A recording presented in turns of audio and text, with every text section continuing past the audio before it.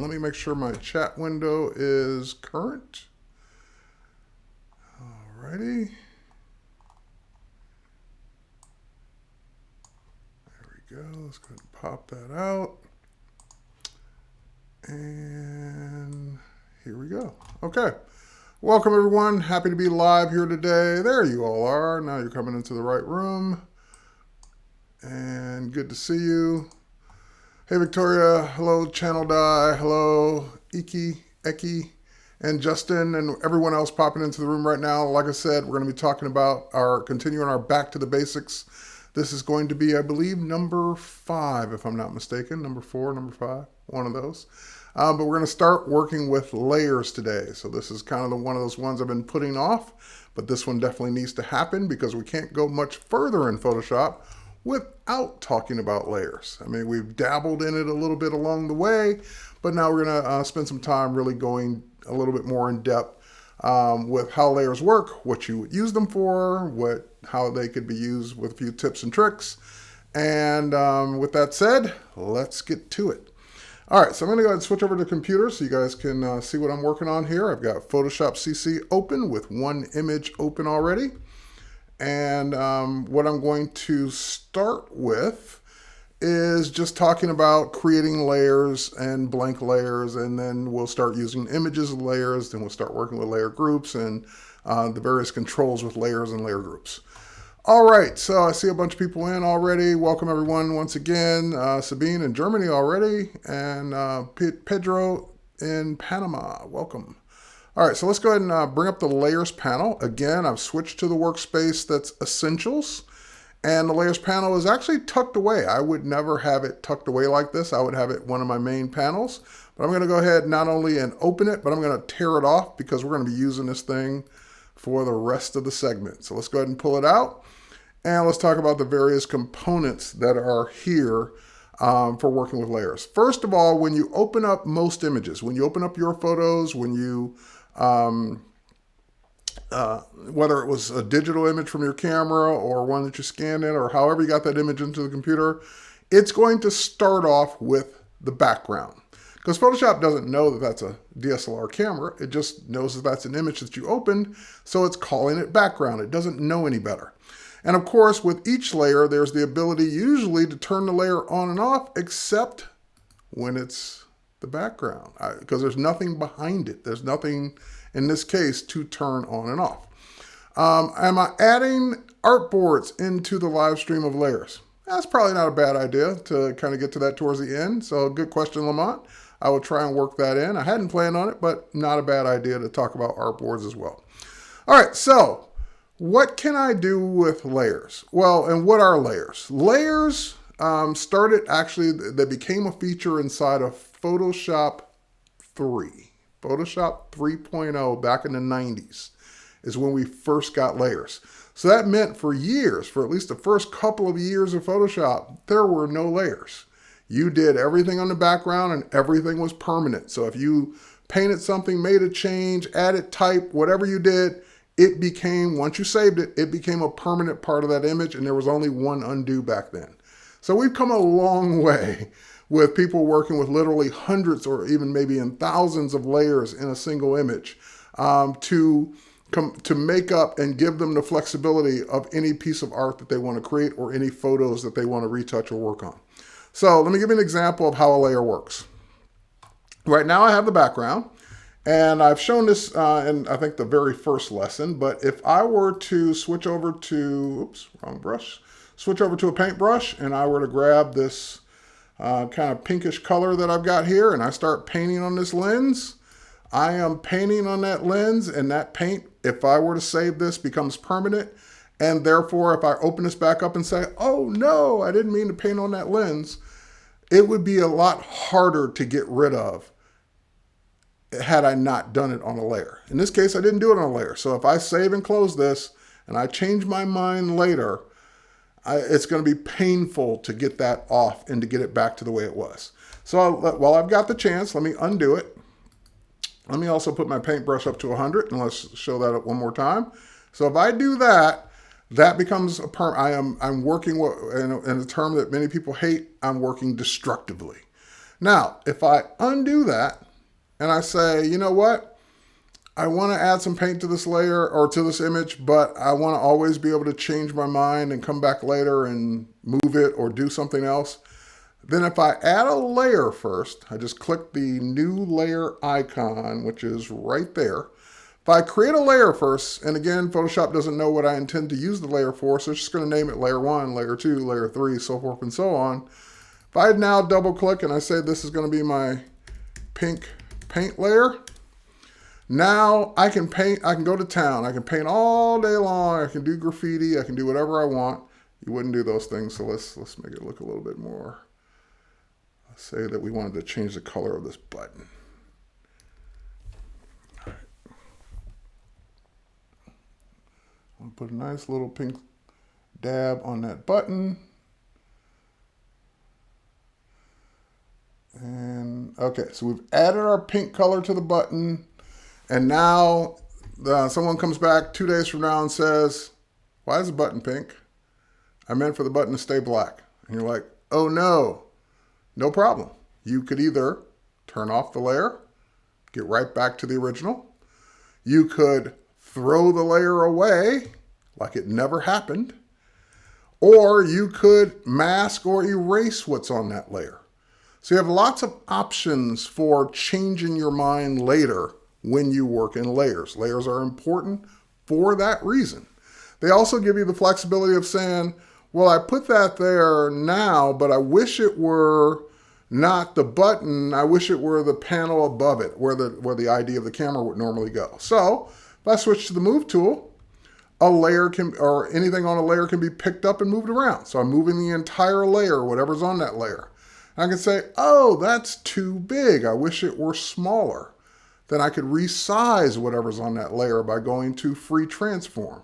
So if I go to edit, free transform, hold down my shift key or not, I can distort or change the size of this object and click OK. And again, do whatever I want because it's on its own layer. So layers, as I mentioned in one of the previous sessions, think of your original photo and putting clear pieces of acetate over it. So whatever you do on the acetate does not affect the photo that's underneath it. That's what a layer is in a nutshell. And again, I can always pick that up, move it around, change my mind, turn it off, throw it away. And you also have one more capability, well, lots more capabilities, but one more that we'll talk about right now, and that is the ability to make the layer less transparent. Or more, less opaque, more transparent. So you have an opacity slider here. And you could either change the numbers. So right now it's 100%. So if I wanted that to be half the opacity, I could say 50. And now that pink becomes see-through. If I want to drop it down even more, I could say, you know what? I don't know what number I want. I'm going to use what's called what we call scrubby sliders until I go either from 100 all the way down to, I can go to 0, which you can't see it at all, or anything in between. So layers also allow you to change the visibility of objects. So now, where would that be important? Let's throw away this bad example. Let's create another example. Let's rename this example border. And now that I've got that example, I showed the polygonal lasso tool in one of my sessions before. So I'm going to go ahead and click. And then diagonally come down here and click. And then go up to the top and click, and then come back to where I started and click. So what that will do is create a selection of nothing in this case. It's just selecting that layer. But now with that selection made, I could go up to I was gonna do it from the keyboard, but I can go to my edit menu. I could choose fill, and I could say, you know what? Let's fill this with the foreground color, which is that pink. Click OK. Oh, hang on, I didn't see what other options I didn't have obviously turned on. Let's go fill one more time. Foreground color, no, don't preserve transparency, click OK, and there we go. All right, so now I've got my pink there, and I could say that's a nice border, kind of revealing the new camera. And if I wanted to lower the opacity of that, to kind of make it, you know, one of those cool art designs, I can. So now that pink is actually blending in nicely with the black. And if my creative director or my client says, we really wish you'd use blue instead, I'm not locked in. I could go right back to where we were and I could say, oh, you want blue? No problem. Let's grab the blue color you want. Let's get a nice blue in here, maybe something in that neighborhood. Go right back up to edit on the layer. Edit, fill, foreground color, but this time I do want to preserve the transparency. What this means is don't put the blue on the area of the layer that's transparent. Just put it on the area of the layer that already has something. Click OK. Now it's blue. So, and I still have the opacity slider, so I can make it 100% or anything in between. And this is why we work with layers. Okay, so I got the flexibility to continue working with that layer if I wanted another border. So for example, let's go ahead and create another new layer. Let's name this one right border. And let's close the layers panel just for a second. Oh, I didn't mean to collapse it that way. Hold on, let's just move it out of the way for a second. Let's do that, it's better. And now let's go back to that polygonal lasso tool. And let's say that we're gonna go from here to maybe here. I kind of want it to be around the same angle as the other one, maybe something like that. To here, to close it off. So now I'm on the right border layer and I can make that one, let's say a different color. Let's go ahead and make that one like a kind of a gold. Maybe something like in that family. Okay, great. So once again, we'll go fill, turn off the preserve transparency, click OK, fills it with that gold, and I can deselect because now that's its own layer. So I've got a right border layer that I can toggle on and off. I've got a left, well, I didn't call it left, but let's go ahead and call it left. Left border layer, so I can turn that one on and off. And I've got the original background, which I can now turn on and off because I've got the additional options to do that, or different additional layers to do that. So now we've got the ability to continue working this way. So I can continue just adding more onto this, and that way I never have to worry about damaging the pixels of that camera because I'm working on layers that don't affect the camera. Visibly we can see them, but they're not changing a single aspect of the camera itself. Now let's turn these off for a second, or you know what, let's leave those on. Let's open up a different image because I'll work with a different image to show you this. Let's work with this guy. All right, so we got this cool guy, looks like a spy, looks like a fashion model. Anyway, got this cool guy against the wall. And like I said, the background layer is the background layer. Can't turn it on and off because it's not a layer, it's the background. But what if I wanted to convert that to a layer? What if I wanted to put something else maybe behind him? Or I want to get rid of part of the wall and maybe do something else underneath it. Well, in order to, and notice that when the background's selected, I don't have opacity, I don't have any other options because the background is like that cornerstone. That's the bottom of the layer, that's it, or bottom of the image, that's it. You don't get to really make a whole bunch of layer changes. If I want to convert that to a layer, in Photoshop CC, it's very easy. All you have to do now is just simply click this little lock icon, which is what denotes also that it's a layer and you can't do much with it. Click the lock and boom. And notice it now says instead of background, it says layer 0 because we've converted this into a layer that now has all the properties of a layer. It can be turned on and off. You can lower the opacity of it. You can move it around. You can mask it. You can cut pieces of it out. You can do whatever you want and it will act like a layer because it is one now. So I could call this one model because that's our model there. And now I want to put something underneath that layer.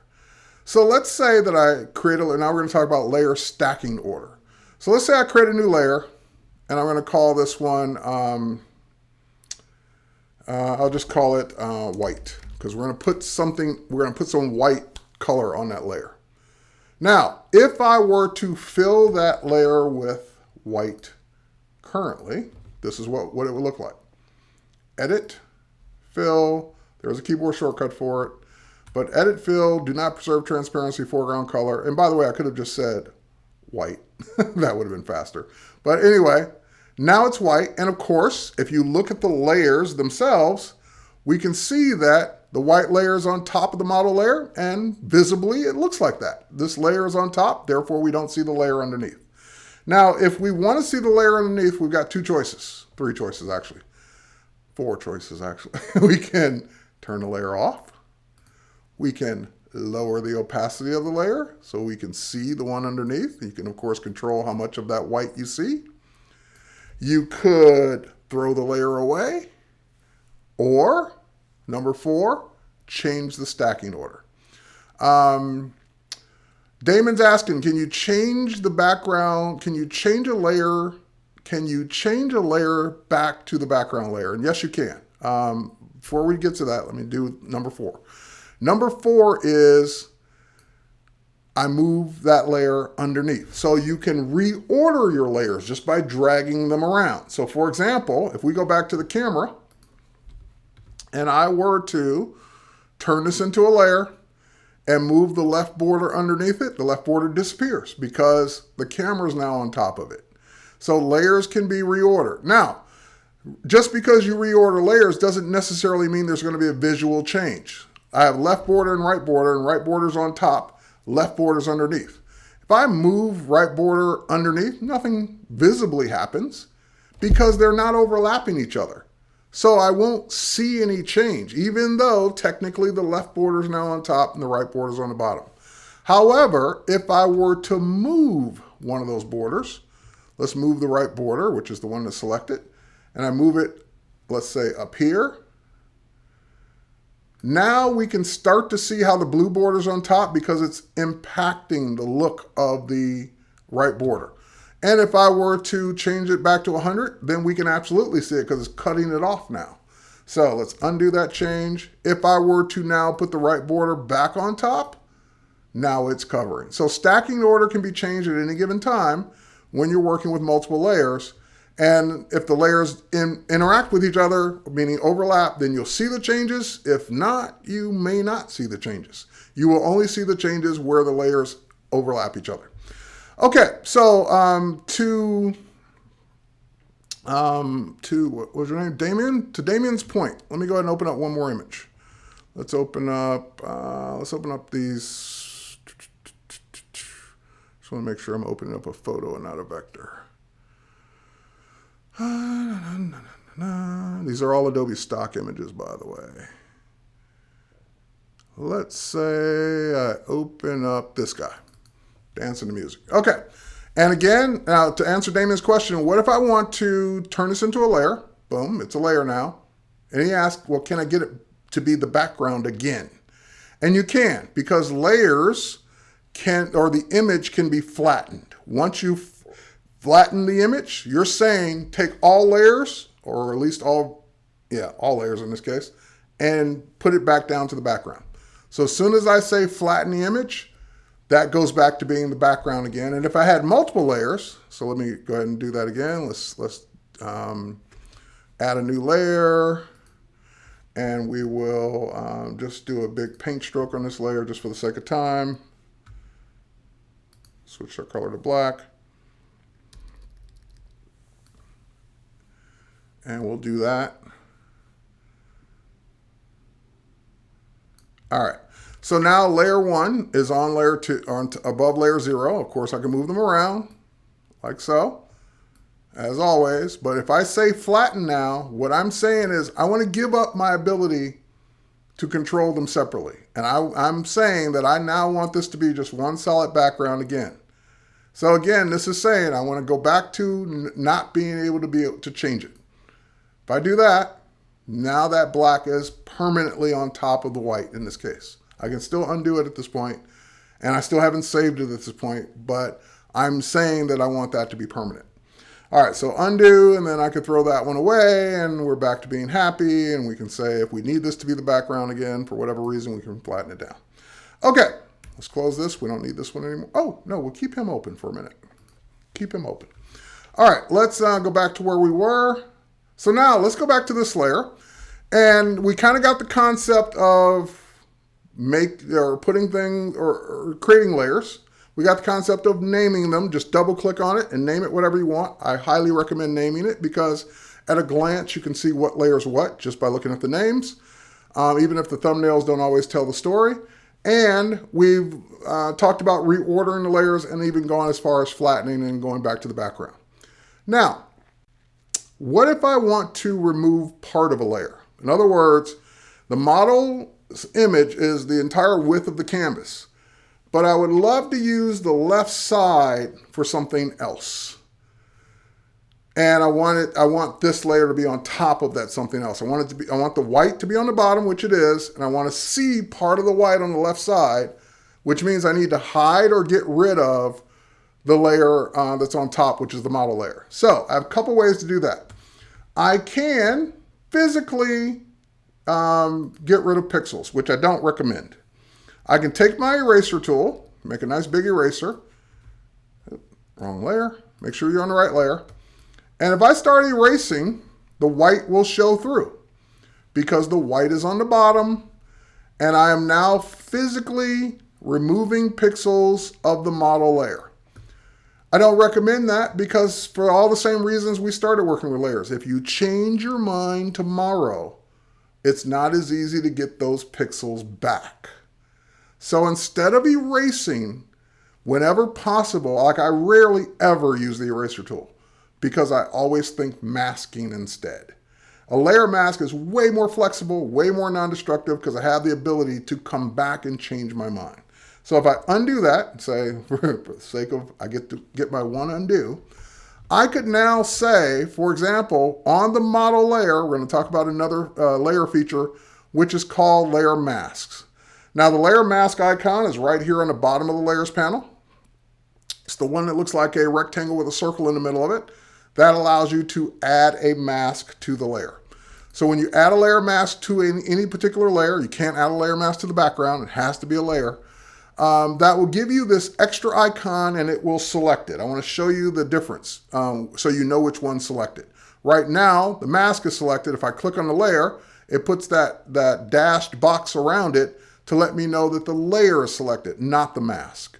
So if I'm trying to do something to the layer, I would select the layer thumbnail. If I'm trying to do something to the mask, I would select the mask thumbnail. That way Photoshop knows which one you're trying to impact or trying to affect.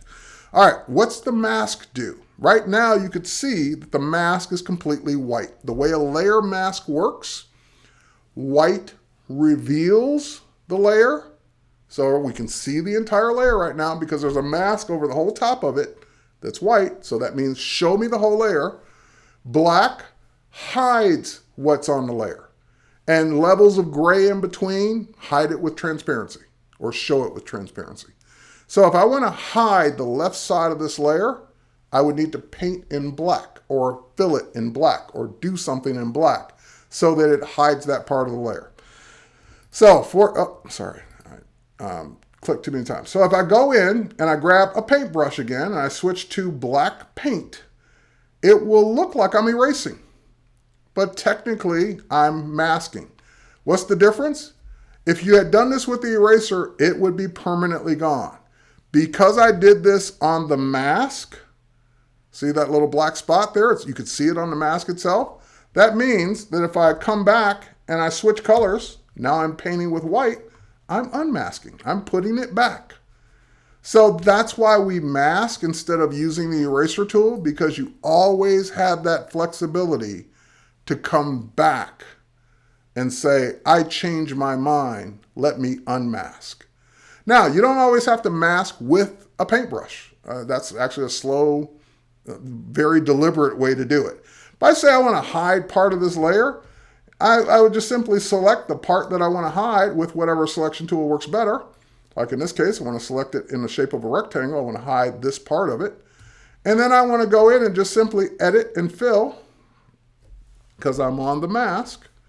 Edit, fill the mask with, oops, sorry, wrong setting. There we go, with black. There we go.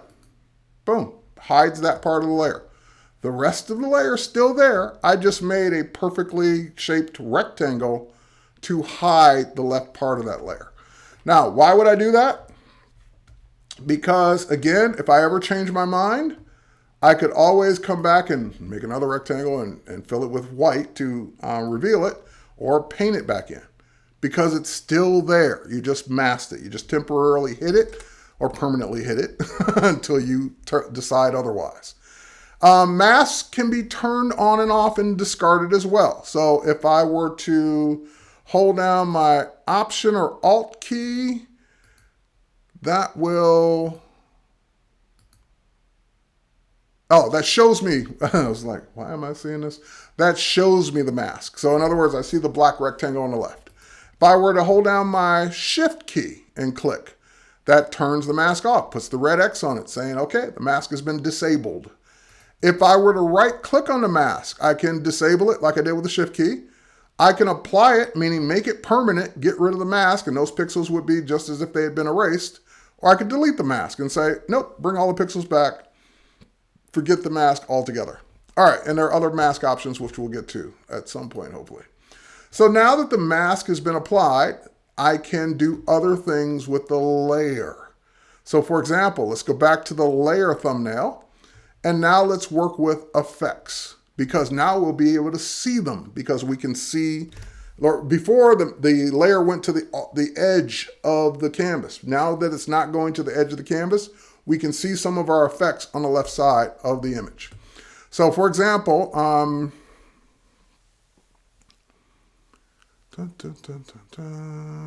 right, let's go in and to the effects icon. So you have layer styles, which is, they're all hidden under this FX, which used to be for effects, but now it's called layer styles. We can go to layer styles, and you have a bunch of different layer styles to choose from, all of which are fun to work with depending on what you're trying to do with individual layers. And now in Photoshop CC, you can apply multiple layer styles to not only multiple layer styles, but multiple copies of the same kind of layer style to a layer. So for example, if I want to add a drop shadow to this so I'd be able to see it, oh my God, what is this set to? Once I apply a drop shadow to this, I can pick it up, move it around. It's in a I can see a lot of problems here. The spread is kind of off here. Let's move that. The size. Why is this in this weird shape? Let's go ahead and pull that up. There we go. That's kind of more like what I want. I can lower the opacity of it, make it a little softer. And I want to control, there we go. I want it to be nice and soft. So that gives me that slight hint that this model layer is now above the white card underneath it. Just by adding that drop shadow to the layer, and I was able to pick it up and move it around as an effect. And of course, effects are also non-destructive. I can always turn an effect on or off. I could always double click to get back to the effects settings. So if I wanted to make that even softer, I could move it out a little bit more. I can make that a little bit higher opacity or not, just to give me that slight hint of a drop shadow underneath it. So layer styles are, wow, layer styles, so much, so additional. Yeah, okay, yeah, layer styles are cool. They've been around for almost as long as layers. And again, giving you more control over what you might want to do with the effects themselves. Now, you notice it came with this effects icon as well. So there's drop shadow, which of course, if I turn that off, I'm turning off the drop shadow, but the effects stayed on. If I turn off all the effects, if I had more than one, they would all turn off. So if I double click, you'll notice that the ones that allow me to do more than one have a plus sign next to them. So I can add a second drop shadow if I wanted to. I don't know why I would need to, unless maybe I want to put one on the other side. That might be a reason. I could add other things like a stroke or a color overlay or all kinds of different things. But just by double clicking on effects, let's say that I also want to add a stroke to this. And I don't know why these are all so big, but let's go ahead and go to stroke and drop down the size to be quite a bit smaller. That will give me that nice black line by it. And of course I can make the stroke whatever color I want as well. So I want it kind of a nice burgundy, classy stroke to go under it. Now I've given it two effects. I've given it a stroke and a drop shadow. If I click OK, they will both be listed there. So you can have as many layer styles as you want, and in many cases, the layer styles themselves can be duplicated, so you can have more than one. So I could actually technically, here, let's try this. I don't think I've ever done this with stroke, but let's add a second stroke. And the second stroke we can maybe put on the inside. And on the inside one, we can make that one a different color, maybe a lighter red. Okay, and on this lighter red one, I can control, maybe lower the opacity of it a bit. Kind of give it that nice beveled edge to it. Now the other one is still there. Let's see if we can make this one show up more. There we go. So you can see it if I make it bigger. You can see that it's still there. Underneath the other one. Maybe if I make it a different color, you could really see the difference. Let's make it just nice and dark there. Okay, so now that's two strokes. There's a purple stroke underneath the red one. And if I click OK, we will see that there are two strokes now on the layers panel. I can turn either one on or off. And I even have the ability to drag them in order as well. So I can even reorder the effects if one effect needs to be on top for some reason. And of course, if I change my mind, I can say, you know what, I kind of like the purple, but I don't like the red. I can turn the red off, and it's still there if I ever need to turn it on. But I can leave it off as much as I need to. So now, why did I leave this space? Well, maybe you want to put some copy here. Maybe you want to put some text in this spot. So text is another kind of layer. As I mentioned when we talked about the type tool last time, anytime you click the type tool inside of Photoshop, it's automatically going to generate a layer. So if I click, it's going to add a type layer, and it will name the layer whatever I type. And of course, the layer is being typed in white because that was the last time I used the type tool. So let's go ahead and grab just a little bit of his gray. And I didn't really mean to say facts. There we go. Let's get rid of that. Fashion Week. New York. I'm making this up. I don't know when Fashion Week is. Do not go by my schedule.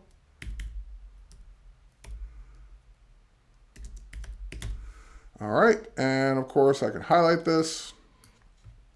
I can make the type bigger. I can make this bigger. I can change the font for the whole thing to maybe something, let's use our Typekit fonts,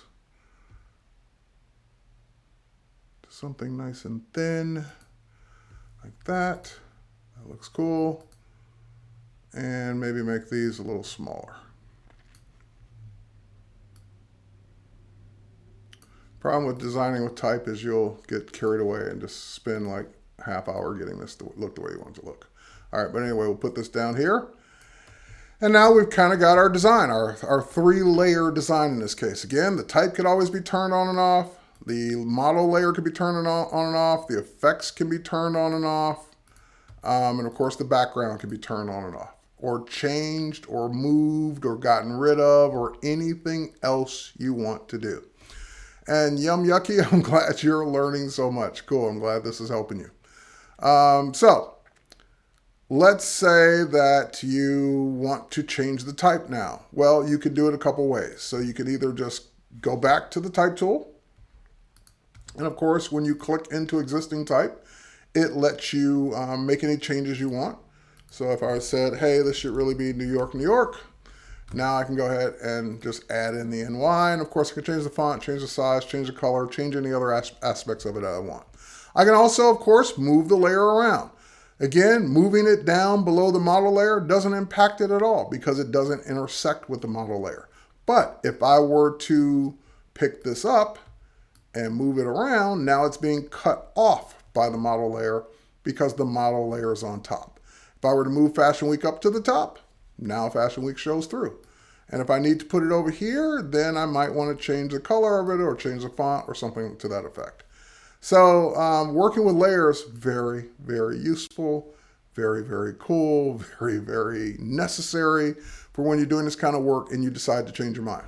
Now, before I forget, because we're already past the half-hour mark, before I forget, when you get ready to save your file, when you get ready to save this out, there's only a couple of formats that support saving it with the layers. So it's important that you don't take that into, take it for granted that you save it like as a JPEG, which doesn't support layers, and then you come back and say, oh, I want to change the words of Fashion Week to something else. Too late. So you can make a JPEG, but just always make a layered file in addition to the JPEG.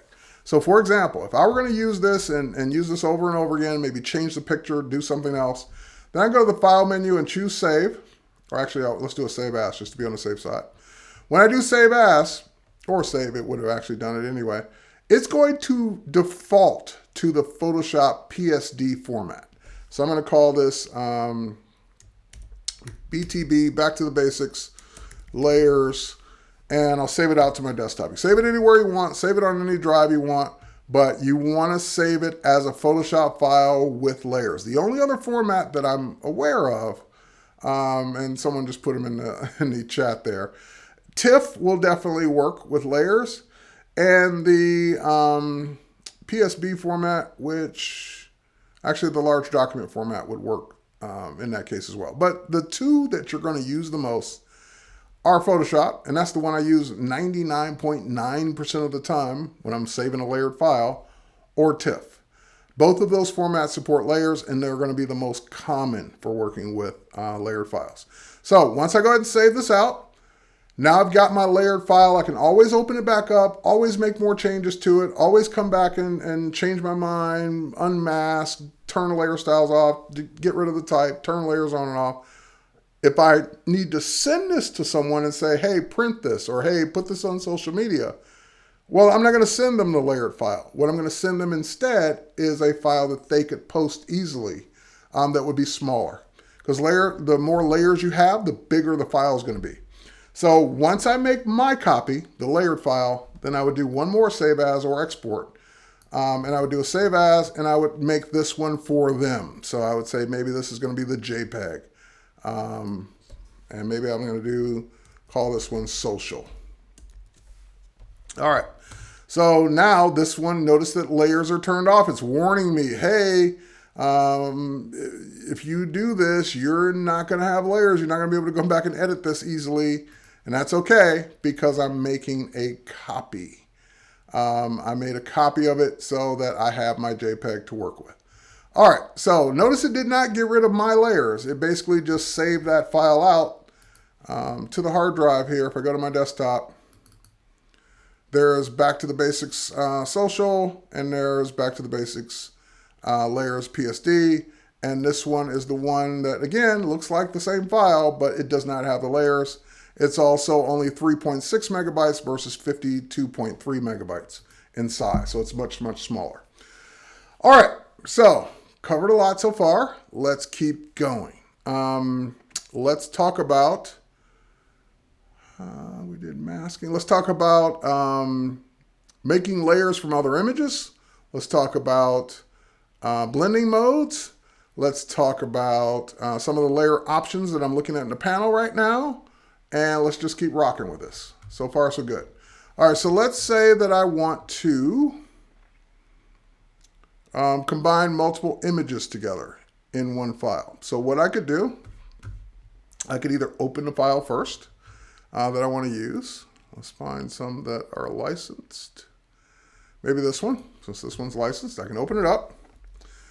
And now I want to add another layer with it. I want to add maybe, let's find a good one here. Maybe the little girl talking with a can. All right, so if I open up both layers, both files, I will have the girl talking with the can on a string, and I'll have the fashion model in two separate windows. And each one, of course, is the background, because that's the way all files open up by default unless it was already converted into a layer. So I could say, let's add the girl and the can over to the left side of this image. So I'd have to go to the girl with the can, and I could do this a couple of different ways. I can drag it over. I can copy and paste layers now. I could also right click and duplicate the layer over to the other file. Several ways to do this. Let's try this. I don't know if I would work with the background, but let me convert it to a layer first. And let's just simply, I'm just gonna select the layer. I'm just gonna go to edit and copy. Now I'll go to the other layer, or other image, I should say. Gotta remember to call them the right things, and paste. And that will just paste it right on top as a layer. So it doesn't know, it could have used the name, but it didn't know what this was called. So actually it did use the name layer. But anyway, I didn't know what the image was called, so it just made it layer 1 on top of the background. So now I could go into layer 1 and I could say girl with can. And now I could do whatever I want with this. So for example, free transform, I might want to do a little free transform because I notice that this layer isn't as, well, actually I don't need it to be as tall necessarily, but let's say I wanted it to be as tall as the other one. I could go up to edit, free transform, and I could now hold down my shift key and scale her up so that her layer is the same height as the other one. Now, if I click OK and I lower the opacity, sometimes I lower the opacity just to peak, I could see, well, maybe if I move her back a little bit, that would be okay, but I'm starting to see where the can would start to interfere with the other layer. So if I were to cut it down the side here, I'd be cutting off her arm. So let's undo all this. Let's go back to 100%. Actually, let's just undo, undo, undo, undo. Let's move it back down. Let's say that we're going to make her, make them the same size as they would be in real life, because this person is obviously more cropped in and bigger than she would be if she was standing next to this person, because this person is full length. You can look at the size of their heads. This head's way too big for a child next to the teenager or adult. So let's do it the other way. Let's scale this down. Free transform, scale down. That's about the size she would be in relation, maybe even a little smaller, something like that. And then I could say, okay, now we're getting close to where I could have them side by side. I can go ahead and just hit enter to lock that in and do the same thing we did before. Add a layer mask, make a selection, or paint, either way you want. I'm gonna make a selection, something like this. And use that layer mask and fill it with black. Fill, black, okay, and it hides the rest of her layer. So now I could have the two images side by side like this, and you could see them both at the same time. I'm not losing any other part of the image. And of course, now I even got space at the top if I want to put some text or a third image. So we can keep combining multiple layers together to get our various effects or design. So for example, let's say that I want to bring this camera over, and that camera comes over. Now I just drug the image, instead of opening it, I just drug it from the library panel. So you can literally drag and drop from the library panel into an existing image, or even from the operating system into an existing image, and it will automatically propose that it become a layer inside inside your existing image. I'm going to go ahead and scale this down.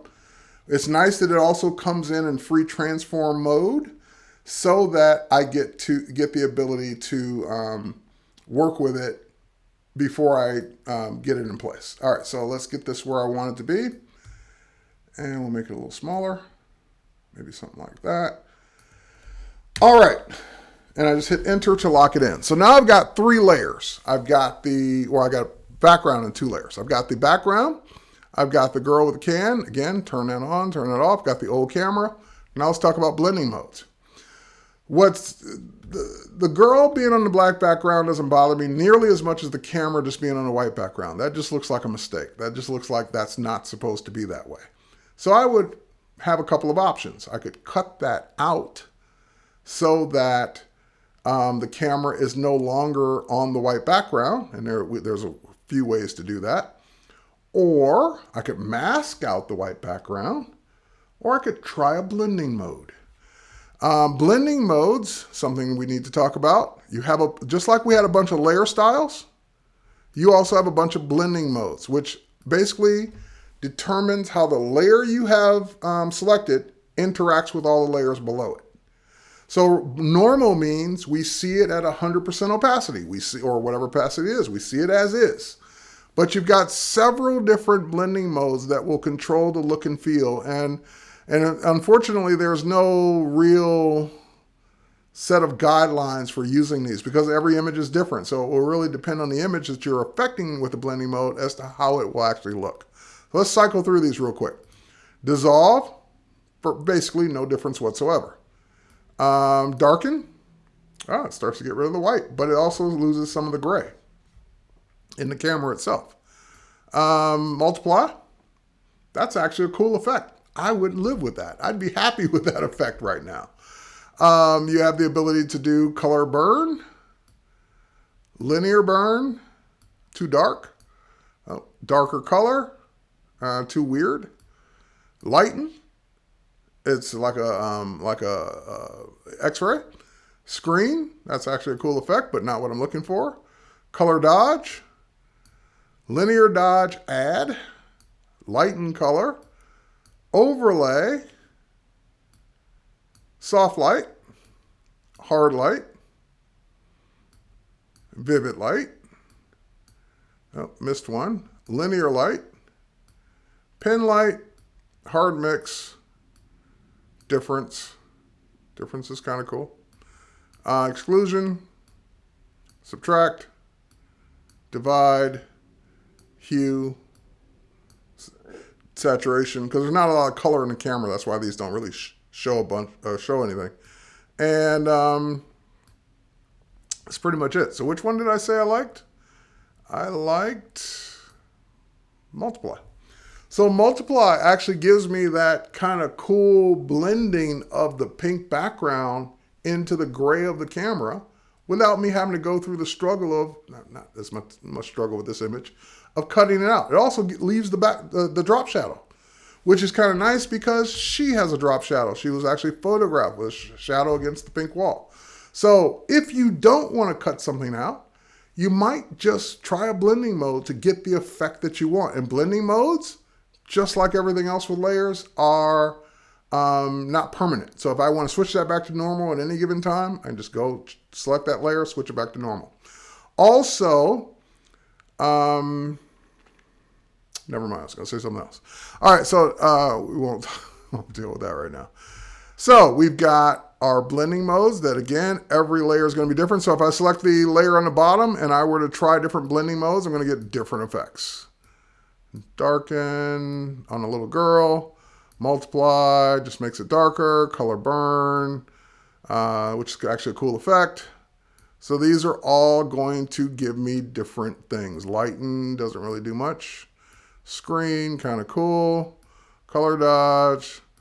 So not a whole lot going on with this particular one that I see so far, because most of them either don't do much or lose the subject, lose the little girl. So if I wanted her to be on pink, I'd have to cut her out, which we'll do that in a whole different lesson. All right. Just to say I went through all of them. And that will happen sometimes. You will try all the blending modes. That's actually a cool effect. You will try all the blending modes and just not like any of them for what you're trying to do and switch back to normal. Okay, and Jay, I'm glad my classes have helped you all the way in Colombia. All right, next up. We've done blending modes. Let's talk about some of the other options here in the layer panel. Because layers are... because you can have so many layers, I should say, you can also do searching of layers. So you can either search based on a particular kind of layer. So show me all the effects layers, or show me the layers that are by name, or show me the ones based on a specific attribute, such as visible or not visible, or locked or empty, or so forth and so on. So you can filter, I should say filter, not search. You can filter down on your layers based on any of these. So I just leave it. I don't really do a lot of filtering because I don't work with dozens or hundreds of layers where I need to filter down and find a particular one. But you can. The next big thing I want to talk about while we're here, because we're almost out of time, and we're going to do a quick thing on artboards as well. Before we run out of time, I want to also talk about layer groups, because the more layers you start to build, the more complicated your layers panel will be, and you'll be ended up doing a lot of scrolling and trying to find what you're looking for. And that, at certain times, you might consider working with layer groups, these little folders. So the way a layer group works is you can select one or more layers that you want to be in a group. And so, for example, let's say I want a group of things that are, I don't know, objects, or not the main subject, or accessories. We'll call it that. So I can select the two layers that are in addition to the background, and I can say, let's make a group of those. And it will just automatically put them in a group. And I will call it extra. Let's call it that. So this is my extra stuff on top of the background. What that allows me to do is, because they're in a group now, it allows me to easily turn the group on and off. I can still drill down to the individual items in the group. It allows me, when the group is selected, to use the move tool to move the group, and meaning everything that's in it all at once, which is very handy, especially when you're working with a lot of little things. Put them in a group, move the whole group of things around the way you want. And you could also group based on like things. So for example, I can make maybe a text group of all the various pieces of text that are in the document, and control that by the group as well. So layer groups are very handy, not only for organization, but just working when you have more than a few layers. It's a lot better to do. All right. Would be better to do a mask from the channels RGB. Okay, I'm not sure what you mean by that, but okay. Let's see. Do we have time for this? We got 7 minutes. Okay, let's do 2 things. I'm going to introduce you real quick to adjustment layers, because they're very handy and very helpful. And then we'll spend the last couple of minutes talking about artboards. All right, what are adjustment layers? You can non-destructively make adjustments to the way your image looks in addition to layer styles. So layer styles, in addition to blending modes. In addition to blending modes, there are also these things called adjustment layers. And if I can find them real quick in this, I don't work with this workspace, sorry. Hold on, let me go get the window. Adjustments.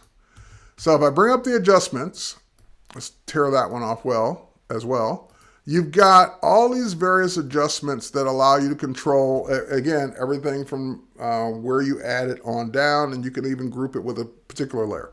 So let's say, for example, I wanted the little girl to be black and white. Right now, that image is in color. And if I were to go to the girl with can layer, and I were to select the black and white adjustment, look at what happens. Well, wait, Terry, it made everything black and white. Well, again, I told you, it works down. So it made the little girl black and white. It made the background black and white, because that's everything below that adjustment. I could do one of 2 things. Every adjustment automatically comes with a mask, so I could say only do this particular area or mask out everything else. That'd be the hard way to do it. Or there's a shortcut. If you hold down your Option or Alt key, then you can see this. When I hold down the Option or Alt key, you see how it changed, and I point between the 2 things. See how it changes to that little icon? That is a long-time shortcut that we've always used to apply something just to the layer below. So when I click, it kind of merges this or groups this adjustment just with this one layer. And in other words, now it's not going all the way down, it's just going one layer down. It's not affecting, and you can always turn that off. You can always option click or alt click to turn it off again. But turning it on says, oh, this black and white adjustment now only affects this one layer. And again, it could always be toggled on and off or adjusted, because adjustment layers, if I go back to, let's pull this out. Adjustment layers always can be adjusted. So once again, let's say that we want to go to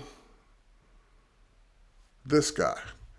And right now I'm on the model layer. And if I were to go and add an adjustment like levels, I can say, hey, for that layer, I would love if the midtones were brighter.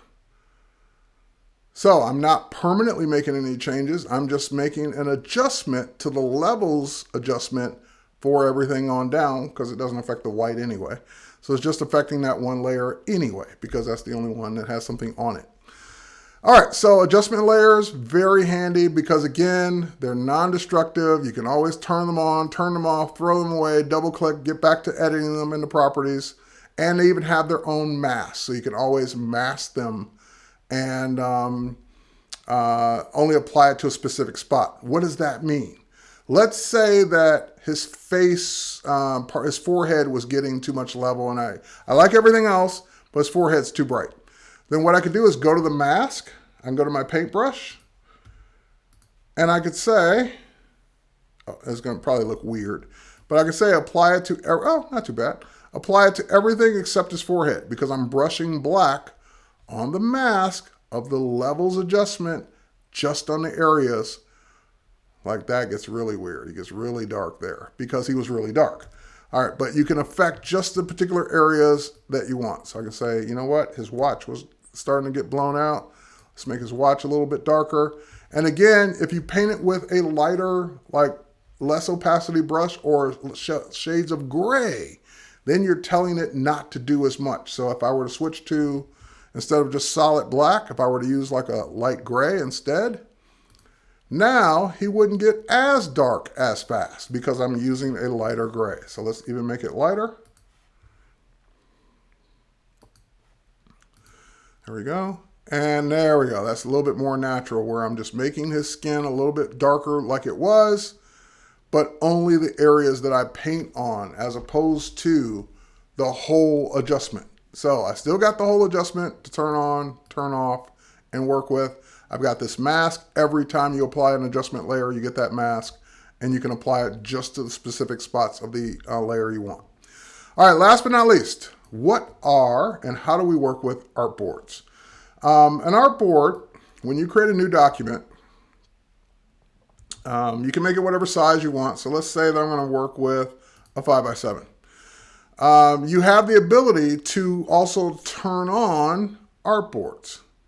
And when you turn on artboards, which this is mostly used in graphic design as opposed to photography, what you're telling Photoshop to be able to do is basically have more than one page, more than one canvas, more than one artboard. All right, so there's an artboard tool underneath the Move tool, and this allows me to create as many more canvases as I need to work on. So if I were to save this out now, I could save this out as 3 separate images because I'd have 3 separate artboards to work on. You can drag and drop onto specific artboards. And again, because it's working with layers, there we go. So that would only print or export on this particular artboard. So artboards are really useful for people that want to organize their work into multiple canvases or multiple, I hate using the word pages, but that's the closest analogy. Multiple pages inside of Photoshop, or multiple canvases inside of Photoshop is a better way to put it, or multiple artboards, which is what they're technically called. Also, your artboards can be a specific size. So like that first one I created was 5x7. I could say, you know what? I need an artboard that's going to be exactly the size of an iPhone 6 Plus. And so when I click, or I'm sorry, when I go in, there we go. When I select the artboard, iPhone 6 Plus, it will make it that exact size. Or I need this one to be an iPad mini size, because I'm going to design something for an iPad mini screen. So you get the idea. It will basically make it the exact pixel dimensions and resolution that you need for that particular UI. Yep, exactly. Silence in the night for web UI and graphic design, where I'm kind of creating like maybe a campaign of different things. And I want to be able to show them all at once at the same time in one document. Otherwise, you can keep using Photoshop the way you always have, and that's multiple documents for the multiple pieces. But artboards are great if you need this kind of workflow. Like I said, most people in photography don't, but people in graphic design, UX, UI design absolutely could use this. And if you're using UX and UI design, you should really take a look at Adobe XD, because that's what it's really suited for. All right, so now Photoshop and Illustrator have the artboard feature, and it's useful for people that need to do this kind of work. All right, so with that said, that is our time. Obviously, there's more things we can do with layers. We didn't talk about locking. We didn't talk about merging specific layers together. There's all kinds of layer features that we will get into and more as these sessions continue.